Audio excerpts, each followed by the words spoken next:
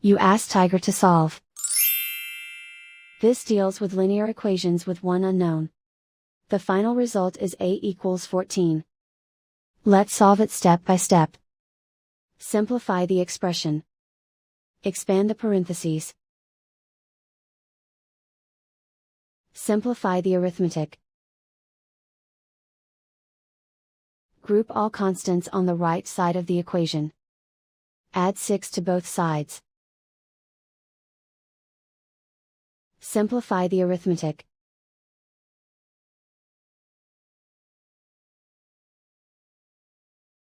Isolate the a. Divide both sides by 3. Simplify the fraction. Find the greatest common factor of the numerator and denominator. Factor out and cancel the greatest common factor.